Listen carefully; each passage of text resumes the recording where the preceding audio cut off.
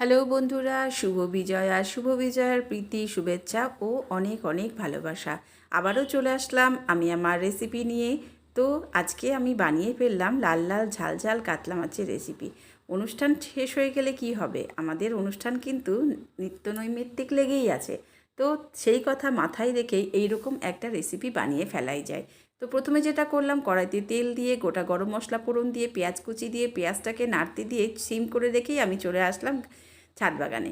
তো দেখো আমার লঙ্কাগুলো কি সুন্দর হয়েছে, প্রত্যেকটাই খুবই সুন্দর দেখো। আর এরকম তোমাদেরও হয় কি না বলো, কোনটা ছেড়ে কোনটা তুলবো। তো যাই হোক, একটা তার মধ্যে থেকে পছন্দ করে তুলে নিয়ে চলে আসলাম। তো চলে আসলাম কিচেনে, চলো দেখতে থাকো আমি আমি কিভাবে তৈরি করলাম। তো যেটা প্রথমেই করলাম, টমেটোটাকে দিয়ে ভালো করে নাড়াচাড়া করে একে একে দিয়ে দিলাম লঙ্কার গুঁড়ো, নুন, হলুদ আর আদা রসুনের পেস্ট আর একটু টক দই দিয়ে ভালো করে নাড়াচাড়া করে যখন মশলাটা মোটামুটি তেল ছেড়ে গেল, লঙ্কাটাকে এরকম করে স্লাইস করে কেটে নিয়ে এবার লঙ্কাগুলোকে সাজিয়ে এবার ওপর থেকে দিয়ে দিলাম গরম জল। গরম জলটা দিয়ে যখন ঝোলটা মোটামুটি ফুটে গেল, তখন আমি মাছগুলোকে সুন্দর করে সাজিয়ে দিয়েই ওপর থেকে দিয়ে দিলাম জিরে গুঁড়ো, ধনে গুঁড়ো আর গরম মশলা। তো ঝোলটাকে ভালো করে ফুটে গেলেই চলো নামিয়ে গরম গরম পরিবেশন।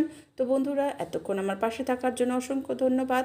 ভালো থেকো, সুস্থ থেকো, আবারও দেখা হবে নেক্সট কোনো ভিডিওতে। ততক্ষণের জন্য টাটা।